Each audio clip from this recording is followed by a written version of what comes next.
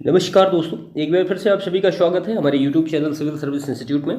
देखिए, आज हमने जो यूपीपीसीएस की मुख्य परीक्षा होती है उसमें जो कंप्यूटर नॉलेज का एक मतलब प्रश्न आता है, जो कि 10 नंबर का प्रश्न आता है। हर साल मुख्य परीक्षा में ये पूछा जाता है।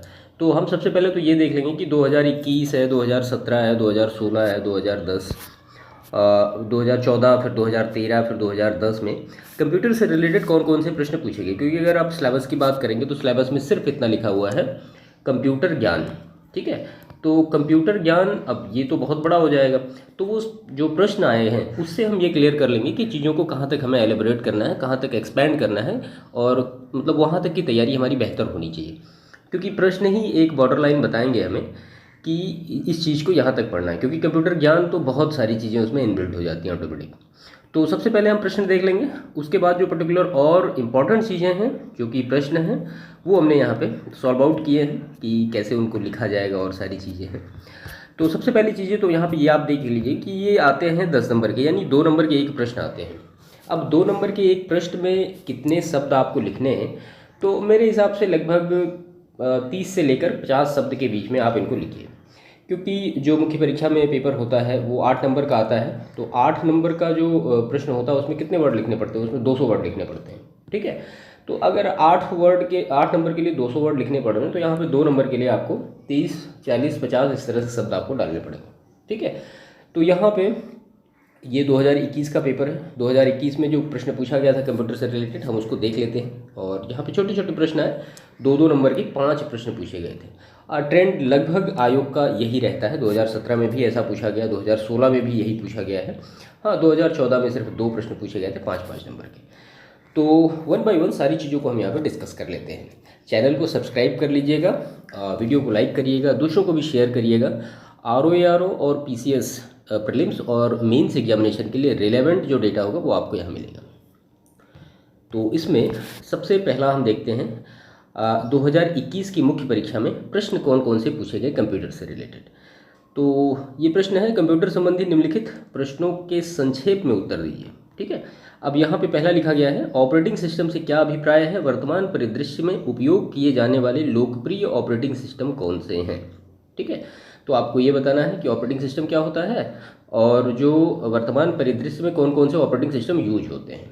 ठीक है, दूसरा प्रश्न दिया गया था, www क्या है, इसकी उपयोगिता बताइए। तीसरा है, इंटरनेट ब्राउज़र क्या है, उदाहरण के साथ समझाइए। चौथा प्रश्न पूछा गया था कि कंप्यूटर में कितने प्रकार की मेमोरी होती है, रैम और रोम में क्या अंतर होता है। और पांचवा है, HTTPS क्या है, इसके उद्देश्य क्या है। तो ये 5 प्रश्न पूछे गए थे 2-2 नंबर के। ठीक है, इस हिसाब से पूरे 10 नंबर कंप्लीट हुए।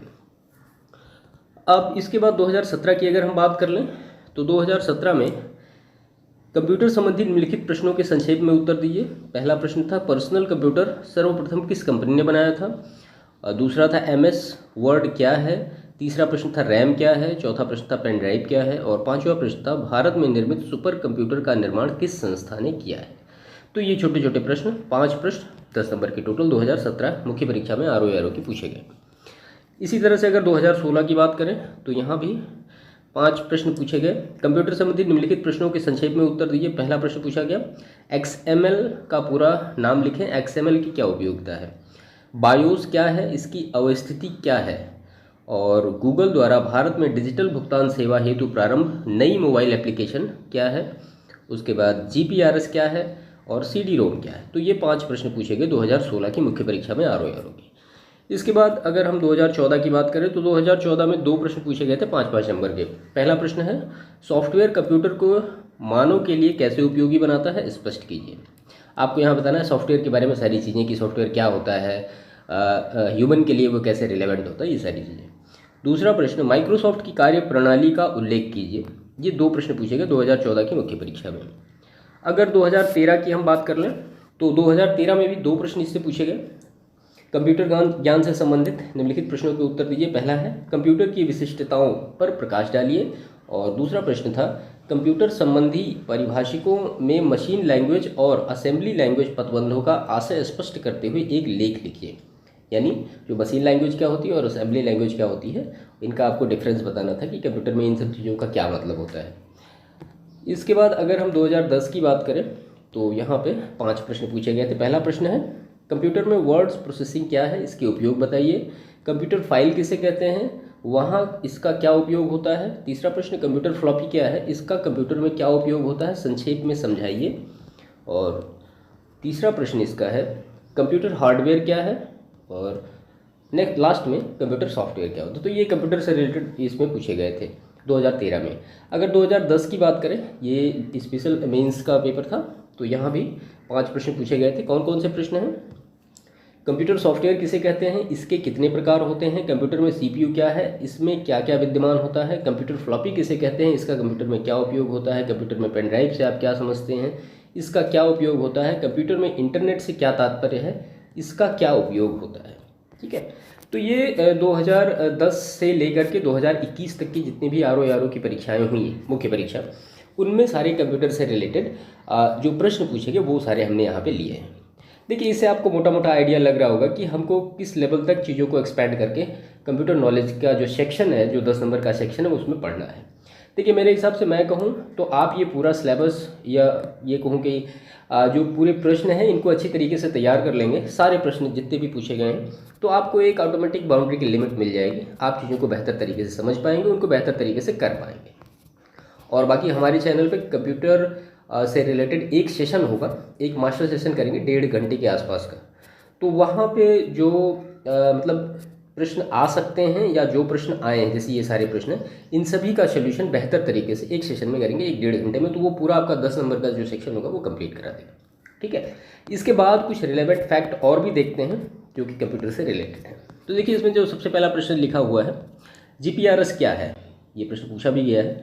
तो उत्तर इसका होगा, जीपीआरएस का पूरा नाम क्या होता है, जनरल पैकेट रेडियो सर्विस, यानी जीपीआरएस। जीपीआरएस जीएसएम नेटवर्क के लिए विकसित एक गैर voice high speed packet switching system है।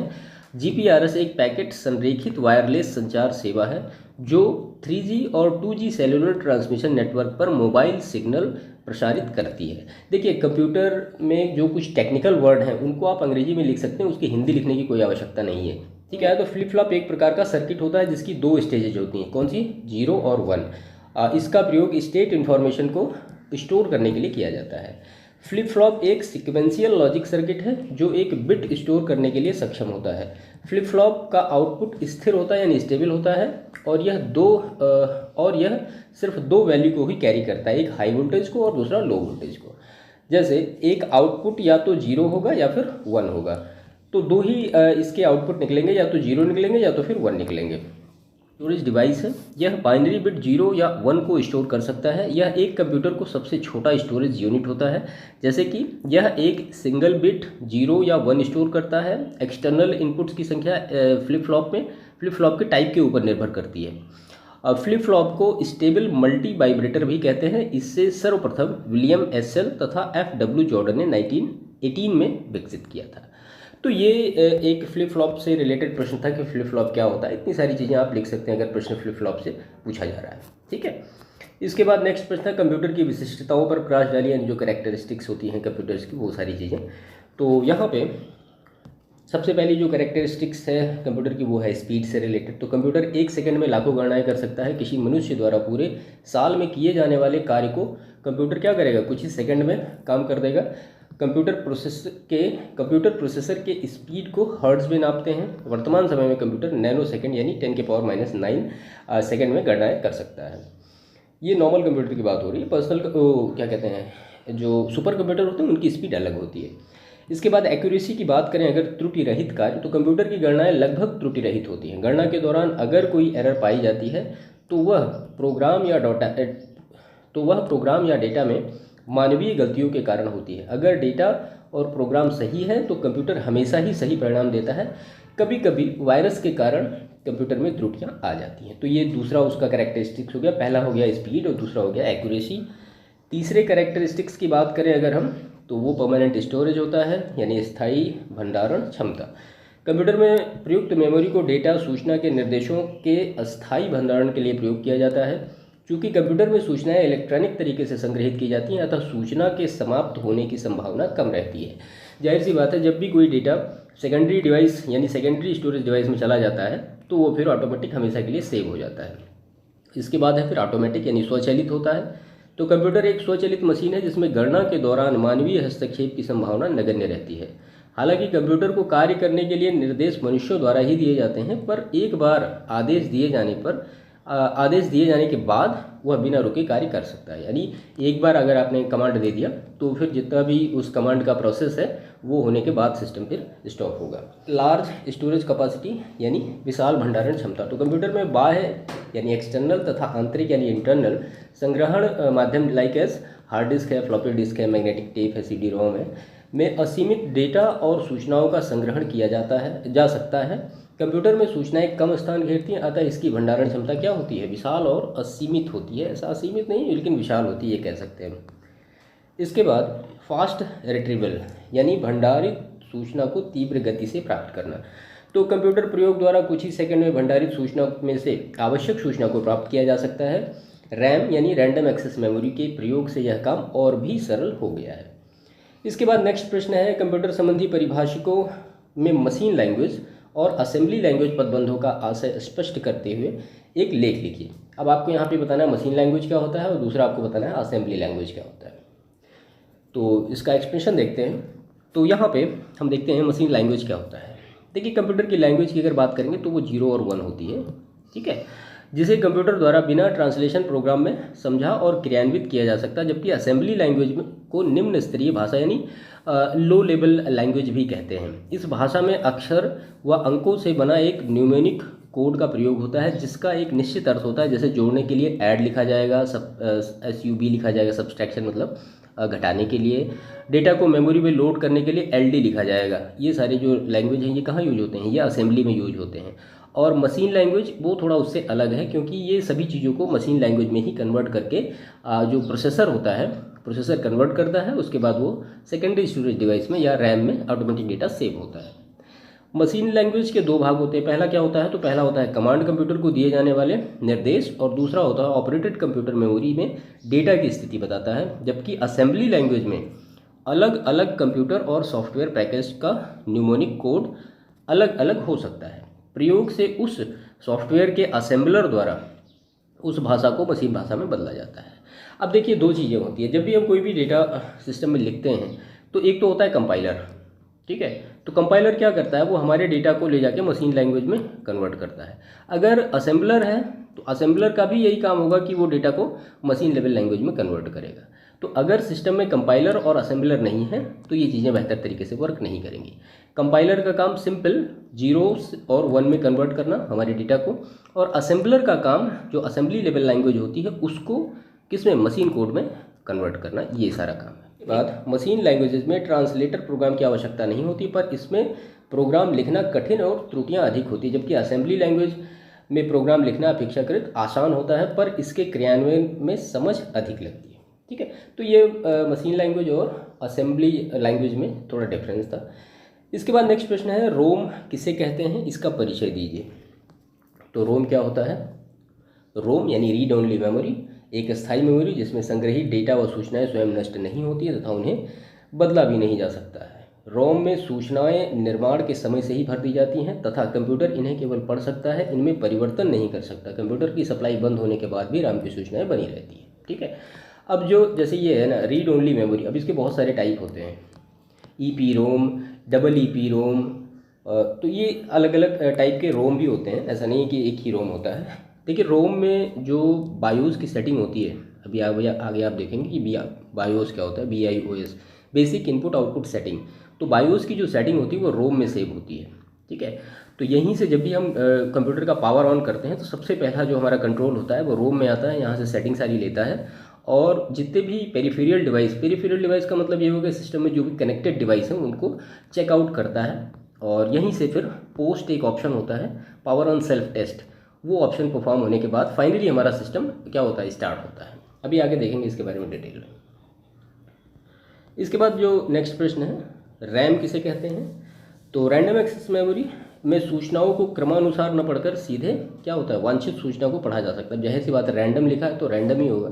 यह एक अस्थायी मेमोरी है जहां डेटा और सूचनाओं को अस्थायी तौर पर रखा जाता है। इसमें संग्रहित सूचनाओं को बदला जा सकता है। कंप्यूटर की पावर सप्लाई बंद होने पर रैम का क्या होता है? डेटा समाप्त हो जाता है। इसको हम ये कहते हैं कि वोलाटाइल है, नॉन वोलाटाइल नहीं है। वोलाटाइल का मतलब सिंपल इतना होता है कि आप जब तक किसी चीज़ पे वर्क कर रहे हैं वो चीज़ उसको रिमेंबर रहेगी, और जैसे ही आपने उसको शट डाउन किया, नेक्स्ट टाइम आप फिर से उससे पूछेंगे तो वो कहेगा कि I have no remembering any data.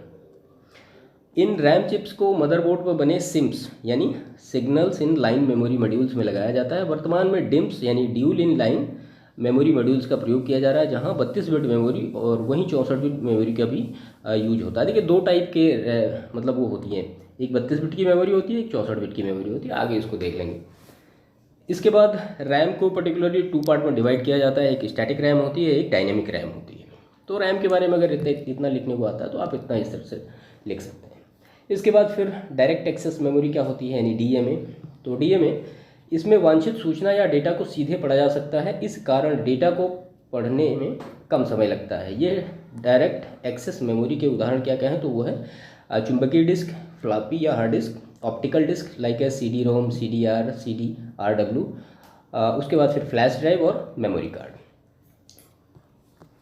इसके बाद नेक्स्ट क्वेश्चन है, कंप्यूटर फ्लॉपी किसे कहते हैं, इसका कंप्यूटर में क्या उपयोग होता है, संक्षेप में समझाइए। फ्लॉपी का उपयोग पहले होता था, अभी नहीं होता है। देखिए हाँ, एक चीज़ मैं आपको बता दूं यहाँ पे, जब भी आप कोई भी सिस्टम ओपन करते हैं, तो जब सिस्टम में जो माई कंप्यूटर होता है, माई कंप्यूटर आप ओपन करते हैं, तो जब माई कंप्यूटर ओपन करते हैं तो वहाँ पे डेस्कटॉप मतलब वो पूरा खुल जाता है कि सिस्टम में क्या क्या चीज़ें हैं। तो वहाँ पे आप देखते होंगे मतलब जो ड्राइव की लिस्टिंग होती है वो सी से शुरू होती है, सी है, फिर डी आएगा, फिर ई आएगा, फिर एफ आएगा। आप नंबर्स ऑफ ड्राइव यानी जेड तक की पूरी ड्राइव अपने कंप्यूटर सिस्टम में बना सकते हैं। ए और वी जो होता है ये लिस्टिंग नहीं होती है। बहुत से लोगों को कन्फ्यूजन होता है कि ए बी क्यों नहीं आता भाई, सी क्यों डायरेक्ट आता है, हम अपना जो ऑपरेटिंग सिस्टम वो सी में क्यों इंस्टॉल करते हैं, डी में क्यों इंस्टॉल करते हैं। ए और बी का नाम वहाँ आता ही नहीं है। क्यों नहीं आता, वो इसलिए नहीं आता कि ए और वी जो ड्राइव है ये फ्लॉपी के लिए रिजर्व थी, ठीक है। इसी वजह से ए और बी का नाम नहीं आता है, डायरेक्टली वहाँ पे सी का नाम आता है। ये बहुत बड़ा कन्फ्यूजन है, आई होप क्लियर हुआ होगा। यह प्लास्टिक का बना वृत्ताकार डिस्क होता है जिस पर चुंबकीय पदार्थ की लेप चढ़ी रहती है। सुरक्षा के लिए इसे प्लास्टिक के वर्गाकार खोल में बंद रखा जाता है। इसके बीच में धातु की बनी गोल धुरी होती है जिसके ऊपरी भाग में लिखने पढ़ने का खुला स्थान होता है, जिसे खिसकने वाले एक ढक्कन से ढका जाता है। इसके निचले कोने पर एक सुरक्षा छिद्र होता है, इसे बंद करने पर फ्लॉपी में डेटा में परिवर्तन नहीं किया जा सकता है। वर्तमान में प्रयुक्त फ्लॉपी की लंबाई जो होती है वो 3.5 इंच, उच्च क्षमता वाले फ्लॉपी भंडारण की क्षमता 1.44 MB, जबकि अति उच्च क्षमता वाले फ्लॉपी की भंडारण क्षमता 2.88 MB। अब बताइए, मतलब इससे ज़्यादा तो आजकल की जो इमेज हम लोग खींचते हैं वो आती है मोबाइल में। आप इमेज कोई भी हाई डेफिनेशन इमेज आप ओपन लेंगे, वो 5 MB 6 MB के आसपास तो एक हाई डेफिनेशन इमेज होती है। तो ये पहले की बातें हैं सारी। फ्लॉपी कुछ वृत्ताकार पथों में बटा होता है, जिसे क्या कहते हैं, ट्रैक कहते हैं। ट्रैक पुनः सेक्टर में बटा होता है। फ्लॉपी पर डेटा इसी सेक्टर में लिखा जाता है, ठीक है। कंप्यूटर में इसे पढ़ने लिखने के लिए फ्लॉपी डिस्क ड्राइव का प्रयोग किया जाता है, जिसे ड्राइव ए नाम दिया जाता है, मैंने पहले ही आपको बताया। इसके बाद CD क्या होता है, CDR क्या होता है, सॉरी। देखिए कॉम्पैक्ट डिस्क इसका पूरा फॉर्म होता है, कॉम्पैक्ट डिस्क रिकॉर्डेबल, WROM यानी write once read many disk कहा जाता है, जिस पर केवल एक बार लिखा जाता है जबकि बार बार पढ़ा जाता है। एक बार लिखे जाने के बाद डेटा को चेंज आप नहीं कर सकते हैं, क्योंकि ये एक बार रिकॉर्डेबल होती है। जब CDRW होगा तो आप उसमें रीड राइट ऑटोमेटिक अपने अकॉर्डिंग कर सकते हैं, लाइक एज आज का पेन ड्राइव आप कह सकते हैं, या आपका जो मेमोरी कार्ड होता है वैसा होता है। इसके बाद है DVD क्या होता है, डिजिटल वर्सेटाइल डिस्क। तो यह CD रोम की तरह होता है, इसकी भंडारण क्षमता अधिक होती है। आरंभ में इसका प्रयोग चलचित्रों के लिए किया जाता था। ध्वनि के लिए इसमें डॉल्बी डिजिटल या डिजिटल थिएटर सिस्टम का प्रयोग किया जाता है। इसमें डेटा के 2 लेयर संग्रहित किए जा सकते हैं। एक लेयर की जो क्षमता होती है 4.7 GB और 2 लेयर की जो क्षमता होगी वो 8.5 GB के आसपास हो जाएगी। पेन ड्राइव किसे कहते हैं, इसका कंप्यूटर में क्या उपयोग होता है, तो इसे फ्लैश ड्राइव भी कहते हैं। फ्लैश इसलिए कहते हैं क्योंकि जब भी हम अपने इसको जो हमारा CPU होता है उसमें लगाते हैं, तुरंत हमारे मॉनिटर पर फ्लैश हो जाता है, जैसे ही हटाते हैं ये गायब हो जाता है, इसीलिए इसको फ्लैश कहा जाता है। जैसे कि मोबाइल में फ्लैश मैसेजेज आते हैं आजकल, तो इससे क्या कहा जाता है, फ्लैश ड्राइव भी कहा जाता है। यह पेन के आकार का एक इलेक्ट्रॉनिक मेमोरी होती है, जिसमें लगाओ और खेलो डिवाइस की तरह USB पोर्ट में लगाकर डेटा संग्रहित, परिवर्तित या पढ़ा जा सकता है। वास्तव में यह एक EEPROM का रूप है। अब देखिए EEPROM ऐसे लिखा जाएगा, EEPROM। तो ये हो गया erasable programmable read only memory. यह अस्थायी प्रकार की द्वितीयक मेमोरी का उदाहरण है, जिसे कंप्यूटर से हटा लेने पर डेटा हमेशा के लिए बना रहता है, ये मतलब वोलेटाइल नहीं होता है। फ्लैश मेमोरी किसे कहते हैं, इसका परिचय दीजिए। तो यह एक अस्थायी इलेक्ट्रॉनिक मेमोरी है जिसमें विद्युत द्वारा पुराने डेटा या प्रोग्राम को हटाकर नया डेटा या प्रोग्राम लिखा जा सकता है। यह EEPROM का उदाहरण है। फ्लैश मेमोरी से सप्लाई हटा लेने के बाद भी डेटा बना रहता है। इसकी गति क्षमता उच्च है और वर्तमान में मेमोरी कार्ड के रूप में इसका प्रयोग प्रचलित हो रहा है। इसके बाद हार्ड डिस्क क्या होता है और कंप्यूटर में इसका उपयोग कैसे होता है। देखिए, हार्ड डिस्क एक डेटा स्टोरेज डिवाइस है जिसका इस्तेमाल बहुत बड़ी मात्रा में डेटा को स्टोर करने के लिए किया जाता है। दूसरे शब्दों में कहें तो हार्ड डिस्क एक क्या है, सेकेंडरी मेमोरी है। देखिए, दो टाइप की मेमोरी, अगर आप मेमोरी को कैटेगराइज करेंगे यहाँ पे, तो ये दो टाइप की निकल के आएगी। एक तो आएगी प्राइमरी मेमोरी, एक तो आएगा सेकेंडरी मेमोरी, और इसी को हम कहते हैं ऑक्सिलरी मेमोरी। तो प्राइमरी मेमोरी आपकी हो जाएगी रैम, जिसमें कि डेटा जब तक रहेगा जब तक आपका पावर ऑन रहेगा। और सेकेंडरी या ऑक्सिलरी मेमोरी की बात करेंगे तो ये आपका इसमें हार्ड डिस्क आ जाएगा, CD-ROM आ जाएगा, मेमोरी कार्ड आ जाएगा, पेन ड्राइव आ जाएगा। जितनी भी ऐसी चीज़ें जिसमें डेटा की वोलाटाइल नहीं होता है वो आपकी सारी सेकेंडरी स्टोरेज डिवाइस हो जाएंगी। ठीक है, तो हार्ड डिस्क को हार्ड डिस्क ड्राइव भी कहा जाता है। हार्ड डिस्क एक क्या है, नॉन वोलेटाइल मेमोरी होती है, अर्थात बिजली के चले जाने पर या कंप्यूटर के बंद हो जाने पर भी इसमें स्टोर किया हुआ डेटा नष्ट नहीं होता है। ठीक है, इसके बाद कंप्यूटर में हार्ड डिस्क का उपयोग operating system, software, video, audio और चित्रों आदि को स्टोर करने के लिए किया जाता है। सरल शब्दों में कहें तो यह एक प्रकार की मेमोरी है जिसका इस्तेमाल डेटा को हमेशा के लिए स्टोर करने के लिए किया जाता है, यानी कंप्यूटर बंद होने के बाद भी इस मेमोरी का डेटा रहेगा। हार्ड डिस्क बहुत अधिक मात्रा में डेटा स्टोर कर सकती है क्योंकि इसकी स्टोरेज क्षमता बहुत होती है। तो ये 256 GB से लेकर 1 TB तक का जो डेटा स्टोर कर सकती है, इससे भी ज़्यादा स्टोर कर सकती है। अब तो और भी आ गए हैं। हार्ड डिस्क को कंप्यूटर के अंदर स्थापित किया जाता है। यह कंप्यूटर के मदरबोर्ड पर स्थित होती है। लेकिन अब जो है आजकल USB हार्ड डिस्क भी आ गई है जिनको आप एज ए पेन ड्राइव की तरह बाहर से यूज कर सकते हैं। हार्ड डिस्क के पीछे एक सर्किट बोर्ड मौजूद होता है, इससे कंप्यूटर के साथ कम्युनिकेशन करने में मदद मिलती है। हार्ड डिस्क एल्युमिनियम और कांच से बनी होती है जिसके ऊपर चुंबकीय पदार्थ की परत चढ़ी होती है। अन्य मेमोरी की तुलना में हार्ड डिस्क सस्ती होती है जो मार्केट में आसानी से मिल जाती है। हार्ड डिस्क का आविष्कार 13 सितंबर 1956 को IBM की एक टीम द्वारा किया गया था। ठीक है, और हार्ड डिस्क कितने टाइप के होते हैं तो हम देख लेते हैं। हार्ड डिस्क जो होते हैं मूलतः 5 प्रकार के होते हैं। कौन सा? तो पहला होता है SATA यानी सीरियल एडवांस टेक्नोलॉजी अटैचमेंट, जिसको हम SATA कहते हैं, फुल फॉर्म याद रखिए। उसके बाद है PATA यानी पैरेलल एडवांस टेक्नोलॉजी अटैचमेंट। उसके बाद है NVMe यानी नॉन वोलेटाइल मेमोरी एक्सप्रेस। चौथा होता है SCSI यानी यहाँ पे स्मॉल कंप्यूटर सिस्टम इंटरफेस। और पांचवा होता है SSD यानी सॉलिड स्टेट ड्राइव। इसके बाद नेक्स्ट प्रश्न है, स्मार्ट कार्ड किसे कहते हैं, इसका परिचय दीजिए। इसे चिप कार्ड या इंटीग्रेटेड सर्किट कार्ड भी कहा जाता है। यह एक छोटा प्लास्टिक कार्ड का बना होता है जिसमें स्थायी मेमोरी यानी स्थायी मेमोरी चिप लगा होता है। कुछ स्मार्ट कार्ड में माइक्रो प्रोसेसर के साथ EEPROM वही EEPROM लगा होता है जिसमें डेटा में परिवर्तन भी किया जा सकता है। इसका उपयोग कैसे क्या होता है तो वो क्रेडिट कार्ड है, ATM कार्ड है, पहचान कार्ड है, सिक्योरिटी कार्ड, ये सारे क्या हैं, ये सभी स्मार्ट कार्ड है। उसके बाद नेक्स्ट प्रश्न है, मदर बोर्ड किसे कहते हैं। तो mother board main board of computer जिसको कहते हैं, कि उसी में सारा आपका रैम लगा होता है, हार्ड डिस्क लगा होता है जो, और पावर सप्लाई यूनिट जो होती है UPS, वो सारे उसमें लगे होते हैं। SMPS सॉरी उसको कहते हैं। तो यह प्लास्टिक का बना PCB होता है। धातु की पतली रेखाओं द्वारा यह उपकरणों के बीच संबंध स्थापित करता है। यह कंप्यूटर के मुख्य पटल पर होता है। इस पर बनी हुई धातु की पतली रेखाएं जिसके माध्यम से मदरबोर्ड पर बने विभिन्न उपकरणों के बीच संकेतों का आदान प्रदान होता है, और इसे क्या कहते हैं, उसे बस बार कहते हैं। उसके बाद CD रीड राइट क्या होता है, तो इस तरह के डिस्क पर धातु की एक परत बनी हुई है, इसके रासायनिक गुणों में परिवर्तन कर इस पर बार बार लिखा और पढ़ा जाता है। प्रश्न है, कंप्यूटर में रैम चिप का क्या कार्य होता है। तो सिस्टम यूनिट के मदरबोर्ड पर रैम चिप लगाने के खाके बने होते हैं जिसमें आवश्यकता अनुसार रैम चिप लगाए जा सकते हैं। यहाँ कार्य के दौरान डेटा व प्रोग्राम को अस्थायी तौर पर रखा जा सकता है। उसके बाद रोम चिप क्या होता है यानी ROM CHIP क्या होता है, तो निर्माण के समय से ही इसमें डेटा डालकर PC के मदरबोर्ड पर अस्थायी तौर पर लगा दिया जाता है। इस चिप में ऐसे डेटा प्रोग्राम रखे जाते हैं जिनकी आवश्यकता PC को चालू करते समय यानी स्टार्ट करते समय पड़ती है। मैंने आपको पहले ही बताया कि बायोस की सेटिंग होती है, उसी में पोस्ट ऑप्शन इंक्लूड होता है। कंप्यूटर में CPU क्या होता है, तो इसे क्या कहा जाता है, माइक्रो प्रोसेसर भी कहा जाता है। या एक चिप होता है जो कंप्यूटर के विभिन्न उपकरणों का नियंत्रण तथा समन्वय करता है। कार्यों के नियंत्रित करने के लिए इसमें कंट्रोल यूनिट तथा अंकगणितीय गणनाओं और कुछ लॉजिकल कार्यों के साथ अर्थमेटिक लॉजिक यूनिट भी रहता है। कंप्यूटर की मुख्य मेमोरी भी मुख्य मेमोरी भी सीपीयू में होती है। अब हम यहाँ पे देख लेते हैं सीपीयू का बारे में थोड़ा सा डिवीजन।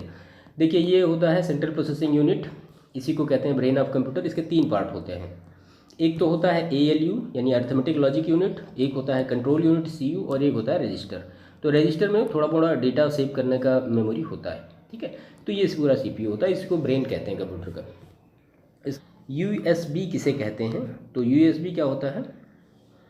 तो यह कंप्यूटर तथा उसके किसी उपकरण के बीच संचार स्थापित करने की एक व्यवस्था है, चूँकि इस व्यवस्था द्वारा लगभग सभी कंप्यूटर उपकरणों जैसे कि mouse, keyboard, printer, digital camera, द्वितीयक मेमोरी आदि CPU को जोड़ा जा सकता है। अच्छा, इसे क्या कहा जाता है? यूनिवर्सल सीरियल बस कहा जाता है, इसका फुल फॉर्म है USB का। इसका प्रयोग कंप्यूटर के अलावा अन्य इलेक्ट्रॉनिक उपकरणों में भी लोकप्रिय हो रहा है। USB का विकास भारत के अजय भट्ट ने इंटेल कंपनी के लिए किया था। इसके बाद कंप्यूटर के क्षेत्र में UPS की क्या उपयोगिता है? तो अनइंटरप्टेड पावर सप्लाई इसको कहते हैं, ठीक है। UPS का फुल फॉर्म यही होता है। बिजली की सप्लाई बंद हो जाने पर कंप्यूटर के अचानक रुक जाने से रोकने हेतु UPS का प्रयोग किया जाता है। इसमें एक रिचार्जेबल बैटरी होती है जो कंप्यूटर को लगातार सप्लाई देती रहती है। कंप्यूटर के अचानक बंद हो जाने पर किए जा रहे कार्यों के समाप्त होने और डिस्क के खराब होने का खतरा बना रहता है। इसे रोकने के लिए UPS का प्रयोग किया जाता है। जब बैटरी की क्षमता कम होने लगती है तो UPS ध्वनि संकेत देकर उपयोगकर्ताओं को कंप्यूटर बंद करने की चेतावनी देता रहता है। जैसे पी पी बोलता रहता है, एक बीप की आवाज़ आती है। इसके बाद नेक्स्ट प्रश्न है, हार्ड डिस्क से क्या तात्पर्य है? तो यह बड़ी क्षमता का स्टोरेज डिवाइस है जो डेटा प्रोग्राम को संग्रहित करता है। सप्लाई बंद कर देने पर भी इसमें डेटा संग्रहित जो होता है वो समाप्त नहीं होता है। सभी सॉफ्टवेयर प्रोग्राम यहीं रखे जाते हैं। और आजकल हार्ड डिस्क की क्षमता GB में आंकी जाती है, बहुत पुराना डेटा है तो वो TB में आंकी जाती है, यानी टेराबाइट जिसको कहते हैं। यूनिट की अगर आप बात कर लें तो सबसे पहले क्या होता है? सबसे पहले होता है निबल, उसके बाद होता है बिट, उसके बाद होता है बाइट, उसके बाद होता है किलोबाइट, फिर मेगाबाइट, फिर गीगाबाइट और फिर टेराबाइट। ये बाइट की सीक्वेंसिंग याद रखिएगा। एक निबल बराबर 4 बिट के होता है। इसके बाद फ्लॉपी डिस्क ड्राइव का परिचय दीजिए। तो हम पहले भी कर चुके हैं फ्लॉपी के बारे में। तो यह फ्लॉपी डिस्क को पढ़ने और उसमें परिवर्तन करने के लिए प्रयोग किया जाता है। नए मेमोरी डिवाइस के आविष्कार से इसका प्रयोग घटता जा रहा है। जाहिर सी बात है, अब आप तो देख ही नहीं पा रहे होंगे कि फ्लॉपी, मुझे लगता है अभी आप खरीदना चाहें फ्लॉपी तो आपको जल्दी मिल ही नहीं पाएगी। CD-ROM ड्राइव का कंप्यूटर में क्या उपयोग होता है? जहाँ पे हम किसी भी जो कम्पैक्ट डिस्क होती है उसका यूज करते हैं। तो CD-ROM का पूरा नाम होता है compact disc read only memory. यह ऑडियो कॉम्पैक्ट डिस्क के समान फिजिकल डिस्क प्रारूप के निर्भर एक non volatile optical disc storage के मीडियम होते हैं। CD-ROM ड्राइव, इसका प्रयोग CD पर बनी सूचनाओं को पढ़ने के लिए किया जाता है। लाइनक्स क्या है? तो जैसे विंडो है वैसे लाइनक्स है ना। तो लाइनक्स भी एक ऑपरेटिंग सिस्टम है। ये PC के लिए बनाया गया मल्टीटास्किंग और मल्टी प्रोसेसिंग सॉफ्टवेयर है जिसका विकास नेटवर्क प्रयोग करने के लिए किया जा रहा है। यह वर्तमान में सर्वाधिक लोकप्रिय व प्रयोग में आने वाला सॉफ्टवेयर है। देखिए लाइनक्स जो है एक ऑपरेटिंग सिस्टम है विंडो की तरह। आप अपने सिस्टम में जैसे विंडो इंस्टॉल कर रहे हैं, विंडो पे काम कर रहे हैं, वैसे ही आप लाइनक्स ऑपरेटिंग सिस्टम को भी इंस्टॉल कर सकते हैं। अब इसमें डिफरेंट टाइप के अलग अलग ऑपरेटिंग सिस्टम के नेम है। जैसे एक आता है उबंटू इसको कहते हैं, फिर KUBNTU, इस तरह से अलग अलग चीज़ें होती हैं। तो जो चीज़ें विंडो पे रन होती हैं, जो सॉफ्टवेयर विंडो पे रन हो रहे हैं वो लाइनक्स पे डायरेक्टली रन नहीं होते हैं, उसके लिए फिर अलग टूल्स की हमें ज़रूरत पड़ती है। मॉडेम क्या होता है? तो मॉडेम जाहिर सी बात है MODEM, इसको 2 पार्ट में डिवाइड कर दिए। एक तो MO हो गया यानी मॉड्यूलेशन और दूसरा हो गया DEM यानी डीमॉड्यूलेशन, ठीक है। तो यहाँ पे मॉड्यूलेशन का मतलब क्या हुआ? मॉड्यूलेशन का मतलब ये हुआ कि जो एनालॉग डेटा है उसको डिजिटल डेटा में कन्वर्ट करना, इसको कहते हैं मॉड्यूलेशन। डीमॉड्यूलेशन का मतलब क्या हो गया कि डिजिटल डेटा को एनालॉग डेटा में कन्वर्ट करना। देखिए जब आप फ़ोन लाइन को किसी मॉडेम का यूज करते हैं तो आप इंटरनेट का यूज इसी तरीके से कर पाते हैं। मॉड्यूलेशन और डीमॉड्यूलेशन यानी एनालॉग को डिजिटल में कन्वर्ट करना, फिर डिजिटल को एनालॉग में कन्वर्ट करके जो सर्वर है उससे ऑटोमेटिक कनेक्शन क्रिएट करना। यहाँ पे लिखा गया है PC को टेलीफोन लाइन के सहारे नेट के साथ जोड़ने के लिए इसका प्रयोग किया जाता है। यह टेलीफोन लाइन पर आने वाली एनालॉग संकेतों को डिजिटल संकेतक में बदलकर कंप्यूटर को देता है तथा कंप्यूटर द्वारा उत्पन्न डिजिटल संकेतक को एनालॉग संकेतक में बदलकर लाइन पर भेजता है। अब मॉडेम की हमें ज़रूरत क्यों पड़ती है? देखिए हमारा जो फ़ोन लाइन होता है तो वो तो होता है एनालॉग मीडियम पे, वो डिजिटल तो होता नहीं, वहाँ 0-1 का फॉर्म नहीं चलता। उसके बाद जो हमारा कंप्यूटर है वो डिजिटली काम करता है, यानी 0 और 1 सीक्वेंस पे काम करता है। तो यहाँ पे एक हमें मॉडेम की ज़रूरत इसीलिए पड़ती है क्योंकि इन दोनों को अगर आपस में कनेक्शन क्रिएट करना है तो हमें मॉडेम लगाना पड़ेगा। अब यहाँ से जो एनालॉग डेटा आएगा उसको डिजिटल में करेगा और फिर डिजिटल डेटा को एनालॉग में करेगा, तो जो प्रॉपर कम्युनिकेशन होगा सिस्टम का और टेलीफोन लाइन्स का वो बना रहेगा। इसके बाद फ्लॉपी डिस्क ड्राइव का परिचय दें। तो फ्लॉपी डिस्क ड्राइव फ्लॉपी की सूचना को पढ़ने या उस पर नई सूचना डालने के लिए प्रयुक्त होता है। इसे फ्लॉपी के बाहर निकालने के लिए एक पुश बटन तथा फ्लॉपी के उपयोग को दर्शाने के लिए एक लाल एलईडी लगी होती है। यूएसबी पोर्ट का सिस्टम यूनिट में क्या कार्य है? तो यह किसी भी डिवाइस जैसे माउस, प्रिंटर, पेन ड्राइव आदि को सिस्टम यूनिट से जोड़ता है। उसके बाद नेक्स्ट जो क्वेश्चन है, हार्डवेयर किसे कहते हैं? तो जो भी ऐसी चीज़ें जो टेंगेबल हों, जिनको हम छू सकते हैं, वो सारी चीज़ें हार्डवेयर ही हैं। कंप्यूटर मशीनों में कलपुर्जों को हार्डवेयर कहते हैं। कंप्यूटर की भौतिक संरचना यानी जो फिजिकल स्ट्रक्चर होता है, फिजिकल स्ट्रक्चर ऑफ कंप्यूटर, आप उसको सिंपली हार्डवेयर कह सकते हैं, हार्डवेयर के रूप में परिभाषित किया जाता है। और वस्तुतः वो सभी चीज़ें जिन्हें हम देख और छू सकते हैं हार्डवेयर कहलाते हैं, जैसे कि सिस्टम यूनिट है, मॉनिटर है, इनपुट डिवाइस है, आउटपुट है, सारी चीज़ें। अब आप सॉफ्टवेयर को हार्डवेयर नहीं कह सकते, ठीक है, क्योंकि सॉफ्टवेयर क्या है? एक फीलिंग वाली थिंग्स है, you can not touch it, simple सी बात है ना, ये कोई इसका कोई फिजिकल स्ट्रक्चर है। पैरेलल पोर्ट क्या होता है? तो पैरेलल पोर्ट कंप्यूटर के पिछले हिस्से में पाया जाता है और यह मदरबोर्ड का हिस्सा होता है। समानांतर पोर्ट आईबीएम संगत कंप्यूटरों के पीछे पाया जाता है और यह एक 25 पिन कंप्यूटर इंटरफेस है जो आमतौर पर प्रिंटर को कंप्यूटर से जोड़ने के लिए उपयोग में किया जाता है। तो प्रिंटर को कंप्यूटर से जोड़ने के लिए किस पोर्ट का यूज होता है? तो वो पैरेलल पोर्ट का। कंप्यूटर सॉफ्टवेयर किसे कहते हैं? इसके कितने प्रकार होते हैं? तो सॉफ्टवेयर जो होता है,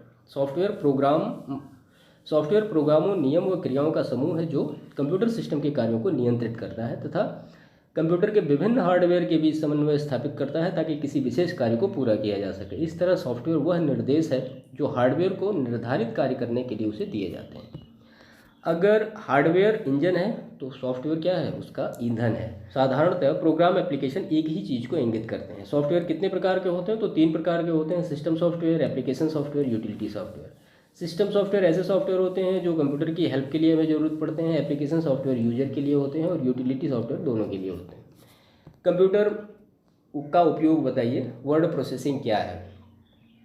तो यहाँ पे इनमें कंप्यूटर उपयोग में दस्तावेजों, पत्र, रिपोर्ट, पुस्तकें आदि का निर्माण, संशोधन, रूप में और आकार में परिवर्तन, व्याकरण और स्पेलिंग चेक करना, प्रिंट आदि कार्य कर सकते हैं। यह सॉफ्टवेयर कंप्यूटर को टाइपराइटर का विकल्प बनाने के अलावा कुछ अन्य सुविधाएं भी देता है। अब टाइपराइटर कंप्यूटर नहीं ना है, वो तो आप समझ रहे होंगे। वर्ड प्रोसेसिंग सॉफ्टवेयर के कुछ उदाहरण क्या क्या हैं? MS-DOS में वर्ड स्टार, उसके बाद फिर विंडोज़ में word pad, MS word. Linux operating system में सेम चीज़ को क्या कहते हैं? तो उनको के वर्ड कहते हैं, AB वर्ड कहते हैं, ओपन राइटर कहते हैं, स्टार राइटर कहते हैं।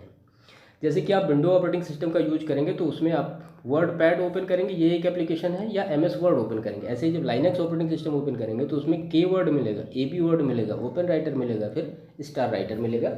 ये सारे जो वर्ड प्रोसेसिंग होते हैं उसके एग्जाम्पल हैं अलग अलग। पोस्ट क्या होता है? तो वही पावर ऑन सेल्फ टेस्ट। तो जैसे ही कंप्यूटर ऑन किया जाता है, बायोस स्वतः ही कंप्यूटर में लगे सभी उपकरणों जैसे memory, keyboard, mouse, hard disk, video display card तथा अन्य हार्डवेयर की जांच करता है तथा उन्हें उपयोग लायक बनाता है। इसे ही क्या कहा जाता है? पोस्ट कहा जाता है। और इस दौरान हार्डवेयर में अगर कुछ गड़बड़ी पाई जाती है तो उसके स्क्रीन पर उसको मॉनिटर पर दिखाया जाता है कि हाँ, ये जो सिस्टम है या ये डिवाइस प्रॉपर्ली वर्किंग में नहीं है। उसी को हम कहते हैं पोस्ट, यानी power on self test. Booting क्या होती है? तो कंप्यूटर ऑन किए जाने पर बायोस स्वतः ही ऑपरेटिंग सिस्टम की पहचान कर उसे द्वितीयक मेमोरी से प्राथमिक या मुख्य जो मेमोरी रैम होती है हमारी, वहाँ पर डालता है तथा सॉफ्टवेयर के उपयोग के लायक बनाता है। इसे ही बूटिंग या बूट स्ट्रैप कहा जाता है। बूटिंग के समय कंप्यूटर हार्डवेयर के संबंध में आवश्यक जानकारी जो होती है वो मॉनिटर पर दिखाई जाती है और यही सी बूटिंग में फिर पावर ऑन सेल्फ टेस्ट, इसके बाद उसका यूज होता है। सर्वर क्या होता है? तो नेटवर्क के किसी एक नोड को संचार व्यवस्था बनाए रखने तथा साझा संसाधनों के उपयोग में नियंत्रित करने की जिम्मेदारी सौंपी जाती है, जिसे क्या कहा जाता है? सर्वर कहा जाता है। यह नेटवर्क से जुड़े प्रत्येक कंप्यूटर को विभिन्न चीज़ें प्रदान करता रहता है।